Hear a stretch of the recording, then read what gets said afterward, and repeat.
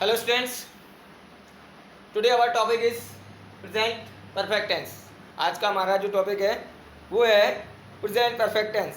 Actually some of the student has question, कुछ students के कुछ क्वेश्चंस भी रहते हैं. क्या रहते हैं कि सर आप जो स्ट्रक्चर है पहले ही लिख लेते हैं. वो मैं आपको बताना चाहता हूँ, ये मैं पहले इसलिए लिख लेता हूँ जिससे कि हमें समय की बचत हो और जो वीडियो है आपका ज़्यादा स्पेस ना ले. ठीक है, तो without wasting your time we shall start present perfect tense. ठीक है, प्रेजेंट परफेक्ट टेंस सबसे पहले जो इंग्लिश मीडियम के स्टूडेंट्स हैं उनके अकॉर्डिंग बताऊंगा मैं. तो स्ट्रक्चर मैंने आपके सामने लिख दिया है. जैसा कि आप सभी को पता है कि without structure we can't make any sentence. Structure के बिना कोई भी सेंटेंस हम नहीं बना सकते. तो स्टार्ट करते हैं. चारों स्ट्रक्चर्स आपके सामने लिखी हैं. Affirmative sentence, negative sentence, interrogative और देन इंटेरोगेटिव प्लस नेगेटिव. ठीक है, तो सबसे पहले एक भी कोई भी टेंस उठा के यहाँ पर रख देता हूँ. कोई भी एक टेंस मैं यहाँ पर उठा के रख देता हूँ. उसके बाद हमें उस टेंस को प्रेजेंट परफेक्ट के चारों सेंटेंस में चेंज करना होगा. तो सेंटेंस जो है वो मैं आपके यहाँ पर लिख देता हूँ.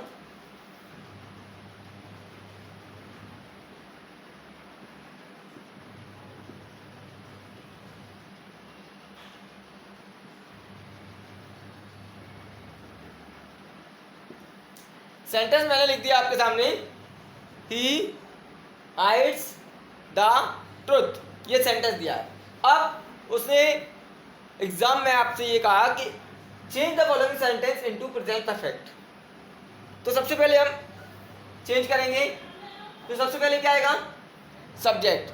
ठीक है, according to which structure we will make the sentence. Structure को देखते जाएंगे और सेंटेंस बनाते जाएंगे. तो सब्जेक्ट आपको बताया था मैंने क्या है. काम को कौन कर रहा है? ही मतलब वह. तो वह ही जो है आपका सब्जेक्ट कहलाएगा. तो सबसे पहले सब्जेक्ट आएगा, तो हमने लिख दिया यहाँ पर ही. उसके बाद हैज में से एक चीज आएगी. तो ये चीज मैं आपको बता दूं. देखिए, सिंगुलर के साथ हम यूज करेंगे हैज. सिंगुलर के साथ हम क्या यूज करेंगे? Has. And for plural we will use have. Singular के साथ हैज का यूज करेंगे और प्लूरल के साथ हैव का.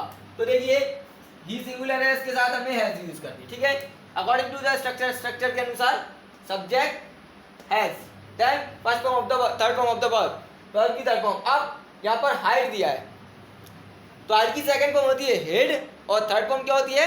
हिडन. तो third form of the verb HIDDEN, hidden.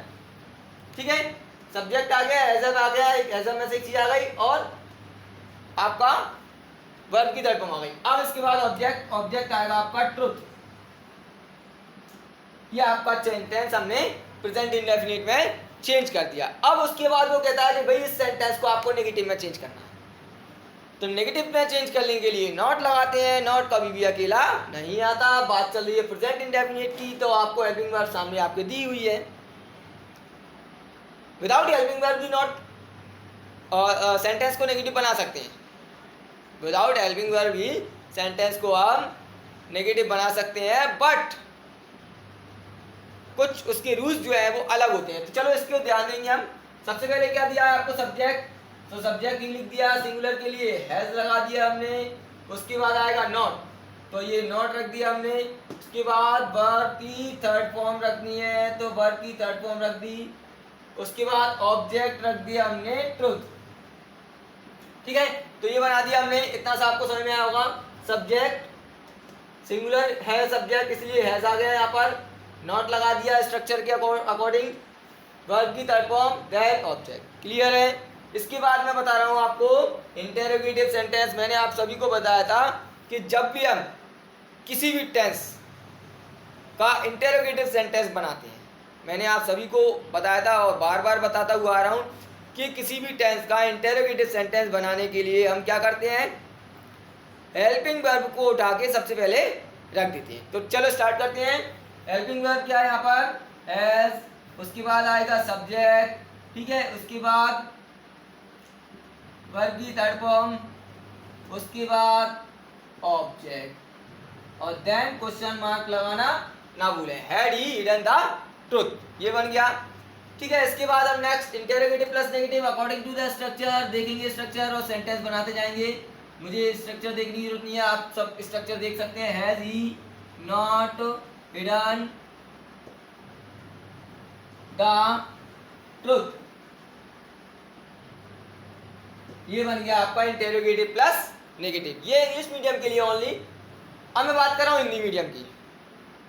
English medium के लिए ये आपने सेंटेंस बनाया है, स्ट्रक्चर देखी, ठीक है। अब हिंदी मीडियम के लिए बात करूंगा। हिंदी मीडियम अगर बनाते हैं तो सबसे पहले सेंटेंस की पहचान देखनी होती है। पहचान क्या होता है? चुका है, चुकी है और चुके हैं। अब ये नहीं है भाई चुका है, चुकी है, चुके हैं, यही सेंटेंस आपके प्रेजेंट इंडेफिनिट में आते हैं। कभी कभी ये भी हो सकता है मैंने खाना खा लिया है, आई हैव टेकन फूड, मतलब प्रेजेंट इंडेफिनिट का मतलब क्या है? मैं चाय पी रहा हूँ, आई एम टेकिंग टी, और चाय का कप मैंने रखा है। जैसे ही मैंने चाय का कप नीचे रखा तो उसको बोलेंगे आई हैव टेकन टी।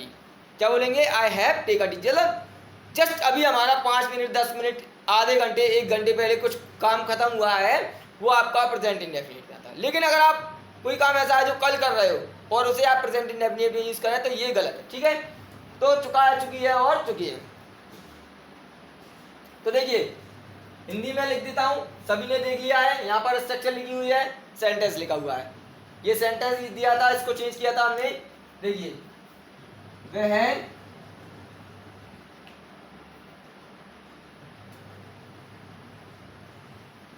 सच्चाई छुपा चुका है, वह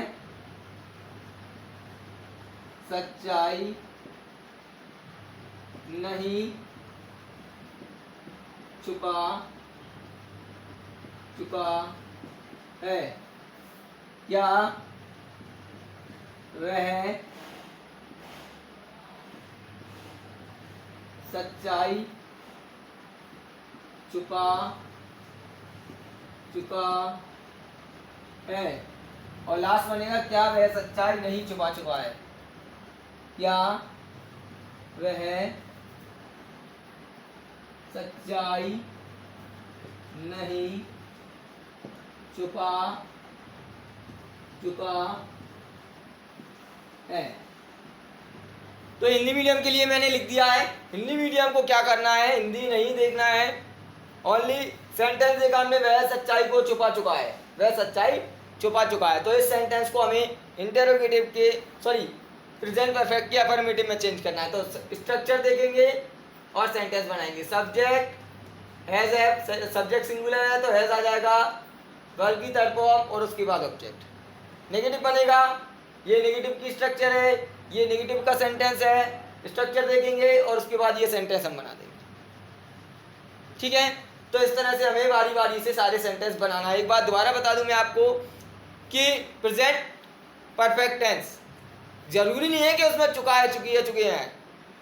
मैंने भी आपको बताया था कोई भी काम मैं कर रहा हूँ, आई एम टीचिंग, मैं पढ़ा रहा हूँ, आई एम टीचिंग, और जैसे ही मैंने पढ़ाकर मारकर यहाँ पर रखा, मैंने पढ़ा लिया है, अब इसमें चुका है तो नहीं आ रहा, लेकिन उसके बाद भी ये सेंटेंस प्रेजेंट इंडेफिनिट में आता है। I have taught, I have spoken, मैंने बोल लिया है। मैं इस सेंटेंस को ऐसे ही बोल सकता हूँ, मैं बोल चुका हूँ, लेकिन मैंने ये नहीं बोला बोल चुका हूँ, मैंने ये बोला मैंने बोल लिया है, I have spoken. So I hope you understand this very well, and structure will help you to make this sentence. So goodbye, have a nice time. If you have any problems, so you can ask me in the comment box. Thank you.